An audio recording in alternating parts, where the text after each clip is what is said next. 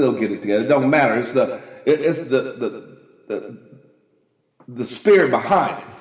We need to start working together. Cooperative economics. And that's what this program is about, cooperative economics. But we want to learn about organizational skills and purpose-driven life and actually creating a plan, a life plan, right? That we want, which includes the business plan, a life plan, a business model for our lives. So that way, now when we come together, we all competent, knowledgeable individuals that believe in themselves, and we don't have low self-esteem. And when we come together, we feel that surge of power. That's why the website is called powerthroughunity.org.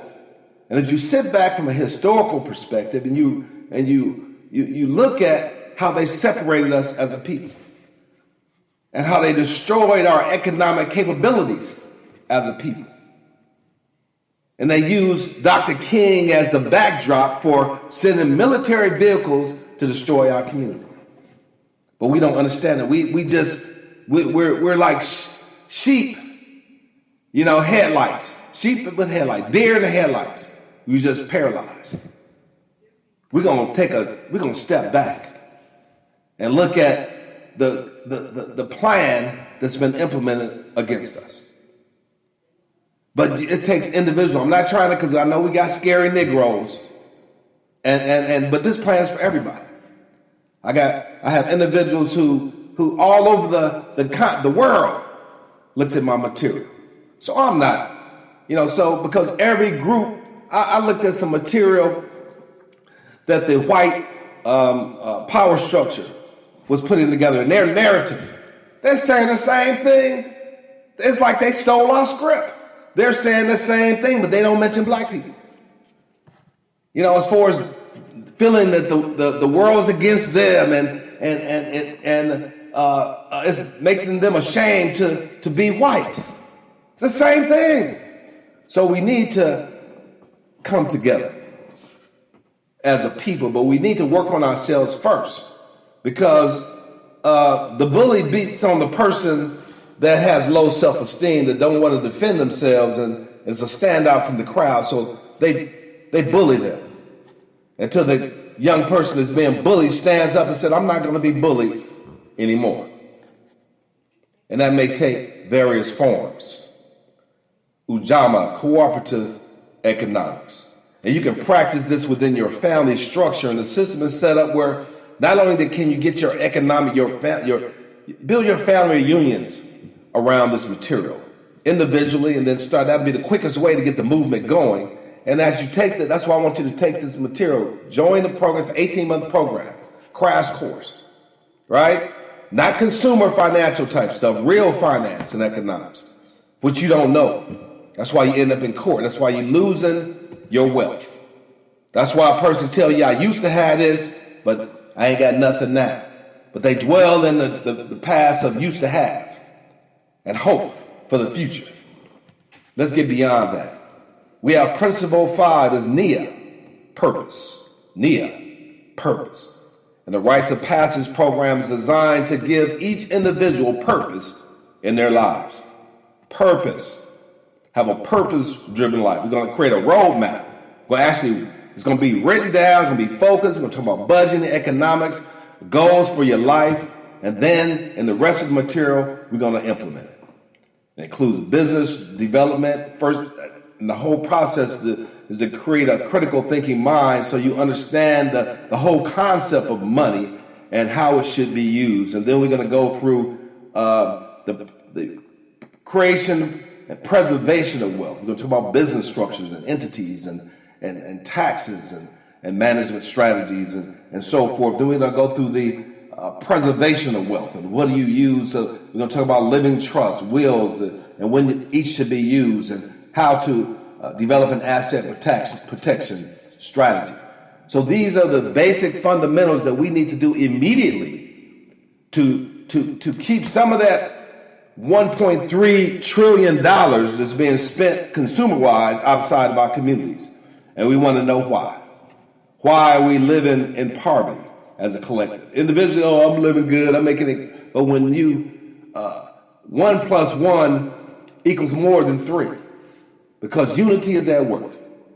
I remember one time I gave before I was ordained a minister, I gave us a presentation to the community, and I have that presentation that you will be given access to, where it says 1 plus 1 equals 3, because synergy comes in, and the scriptures tell us when 1, 2 or more people come together, I am in the midst. So that means there's 3.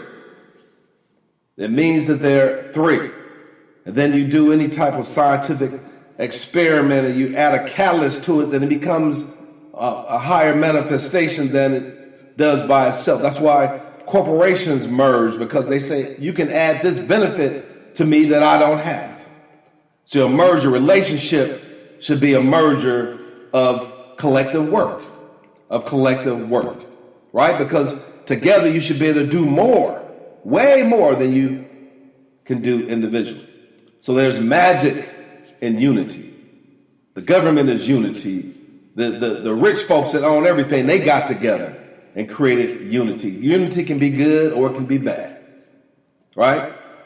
So, and to me, that's what the life of Jesus was all about, these principles. And he showed we get taught about the death. He said, I came so that you may have life and live life more abundantly. He didn't talk about death. So, and you a sinner and you ain't gonna amount to anything. That's nonsense. That's nonsense. And you've been pimped. That's what a pimp tell his hoes. You ain't gonna be nothing in life, right? If I don't take care of you, who gonna take care of you? Or in a relationship with a man who says nobody else gonna want you. That's pimp talk. That's pimp talk. Free yourself, free your mind from the chains of this false indoctrination. And we're going to create some fresh new thoughts and ideologies based on fact, not fiction. A lot of us talk about we kings and queens. This is true, but how did you become kings and queens and a people that the world was following? Let's see, what is principle 5 is Nia. We got principle 6 is Kumba, creativity. Creativity. I'm not trying to destroy your creativity. I'm just trying to give you an opportunity to lay a foundation underneath your creativity, because we live in a world where you need money. In order to make money, you need to be organized financially, certain rules of engagement. And you can't play the game unless you know the rules. That's why since 1865 and the Emancipation Proclamation that we have not gained any ground economically as a people. We may be doing better individually, but that just means that we dysfunctional when our people are in despair. And finally, principle 7, Imani, is faith. Faith in our collective work.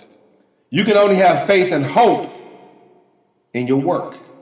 And that's inspirational. You got to believe, you got to have this movement, you got to have faith that things will change. But if we don't work, we don't eat. And too many of us are not eating, and it's up and down because we have no collective work. Jesus assembled his disciples together. Disciples together. So that they may put some work in together. The Boardwalk School of Economics program is designed to incorporate these 7 principles into everything we do. So remember this portion. Remember this.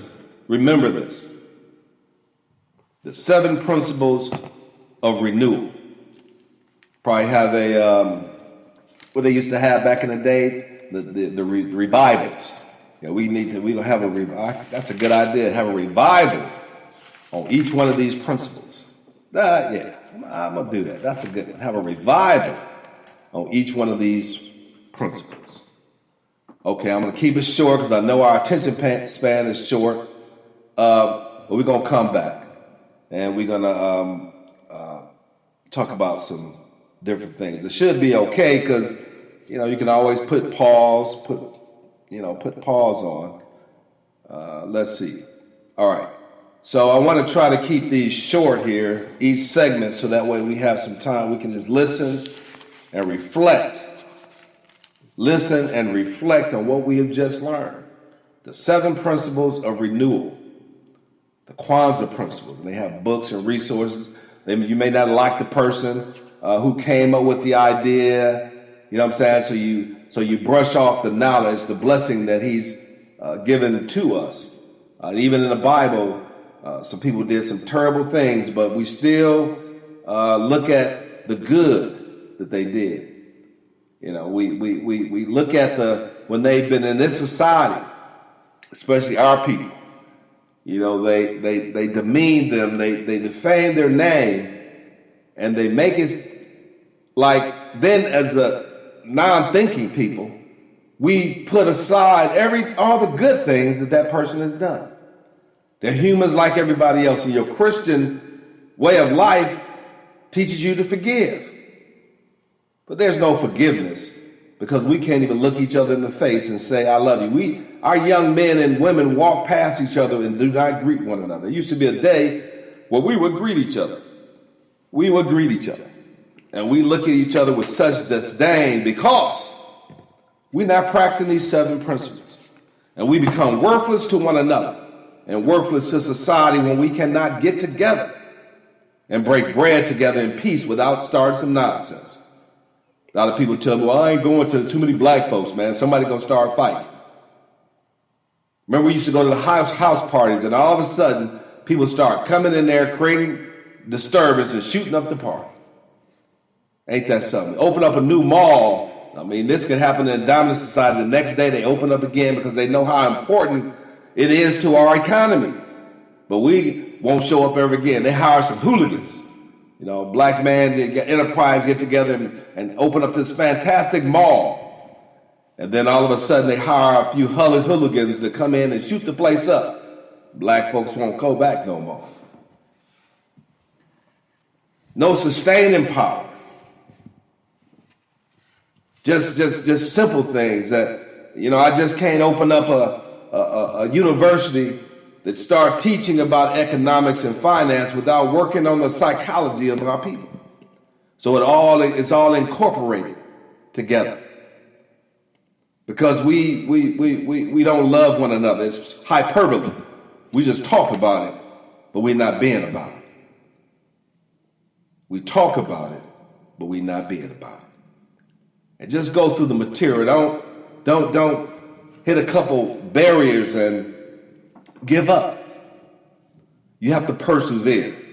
And I guarantee you're going to love yourself and you're going to even love me even more. So we have to take a moment. And if you're having a feeling right now of disturbance and other than love and joy and happiness, you have to deal with that emotion within yourself because you have been indoctrinated to feel that way. You have to feel that, hey, this is a blessing. This is an anointed blessing from the Most High. That finally we will learn the principles and concepts to get our houses in order and to move together as a people that will spread through our nation. Like I said, this is for everybody, individually, your household, no matter what economy you live in. The principles are the same. The principles are the same because it's the people that should control. But if you have a group of people that don't work together, that's divided every aspect of life, and from an individual within the family, can't get along with themselves, depressed. And depression is when you're not working in your purpose. That God has put a spirit of purpose in each one of us. And when you turn your back on your purpose, then you lose your mind. You lose your mind. And then they tell you, oh, that's a disease. That's a disease. Let me give you some medicine for it. And the only problem is that you are not developing yourself as you were designed to do. And now it manifests itself into something else that you